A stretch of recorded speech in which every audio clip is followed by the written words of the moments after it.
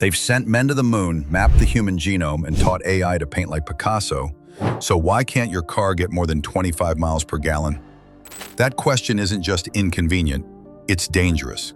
Because once you start pulling at that thread, you uncover something massive, something rigged, something buried.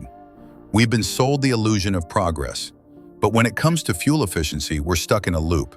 And it's not because we haven't found better solutions. It's because better solutions have been intentionally hidden. Let's rewind to 1977. A 26-year-old named Tom Ogle modifies a Ford Galaxy. No batteries, no electric motor, just a fuel vapor system. Reporters witness him drive 200 miles on 2 gallons of gas. He claims his system could push 100+ miles per gallon. His invention makes headlines. Then suddenly, he's dead. His notes vanished. His patent tangled in lawsuits. Cause of death? Overdose, they said.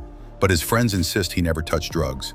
1 week before his death, he told a journalist, "I've been threatened. They want to buy me out or bury me." That's not a fluke, that's a pattern. Fast forward to the 1990s. Paul Pantone, another rogue inventor, claims his GEAT plasma fuel reactor could dramatically improve mileage and reduce emissions. He's arrested, institutionalized, silenced. His supporters say he was set up. His invention? Gone. Then there's Stanley Meyer, the man who said he ran a dune buggy on water. His water fuel cell broke thermodynamics, according to skeptics. But Meyer filed patents. He gave demonstrations. US and European investors started circling. Then, in 1998, he drops dead in a parking lot after dinner with 2 Belgian businessmen.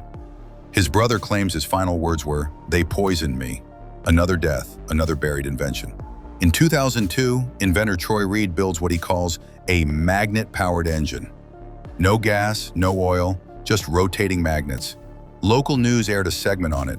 Viewers watched it work, but within a year, his workshop was raided. The tech? Never heard from again. And it doesn't stop there. Because if your car suddenly required 90% less gas, the world economy would collapse. Oil giants like Exxon, Chevron, and BP, they don't just profit off gas, they control geopolitics with it. The US dollar is backed by oil. It's why the term petrodollar exists. When a nation tries to step out of the oil system, bad things happen. Iraq, Libya, Venezuela. This isn't just about fuel efficiency, it's about who controls the levers of civilization. You'd think car makers would jump at the chance to build ultra-efficient vehicles, but they don't. Why? Because real efficiency is bad business. A car that lasts 25 years, that costs pennies to operate, that's anti-capitalist. It kills parts sales. It kills maintenance revenue. It kills dealership incentives. Planned obsolescence isn't a side effect, it's the business model. And when that model is threatened, strange things happen. Look at the EV1. In the 1990s, General Motors produced a fully electric car that drivers loved. No gas, almost no maintenance, quiet, fast, clean. But GM canceled the program, citing lack of interest.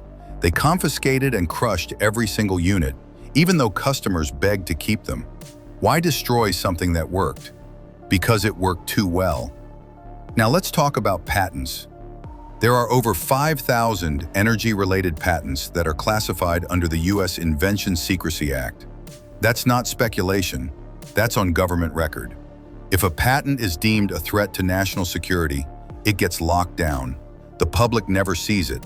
The inventor is gagged. And guess what gets labeled a threat? Anything that disrupts centralized control. Self-powering engines, ultra-efficient combustion, over-unity devices, magnetic propulsion, all locked away, not lost, hidden. And here's the kicker. Many of these inventors weren't fringe. They were engineers, scientists, aerospace consultants, people with credentials, people who had everything to lose and lost it for daring to challenge the system. Still think it's just conspiracy? Then explain the Shell MPG challenge. In the 1970s, Shell sponsored a competition to build the most fuel-efficient car possible. The winner? A vehicle that reached 376 miles per gallon using standard parts and clever design. Tested, verified, never produced. The data was buried. Or Volkswagen's XL1, a futuristic diesel hybrid car that got over 260 miles per gallon, fully functional, street legal, released in limited numbers, then pulled. No market for it, they claimed, but insiders said otherwise. It wasn't profitable. Let's make it plain. They have the tech. They just don't have the incentive to give it to you. Instead, they sell you bloated SUVs, overpriced hybrids, and EVs built on monopolized battery supply chains. They wrap it in sustainability branding while draining you dry. And even EVs, once hailed as revolutionary, are just another form of control.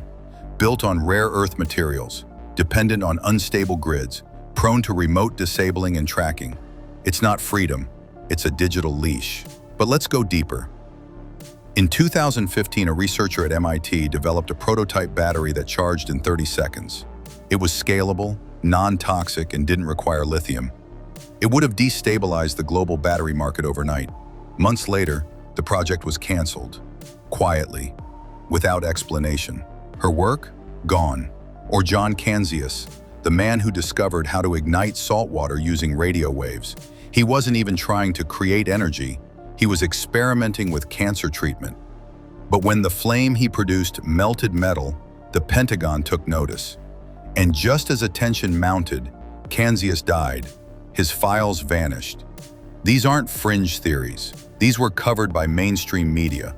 And then, because in this system, real change isn't crushed with tanks, it's erased with silence. Think of Nikola Tesla.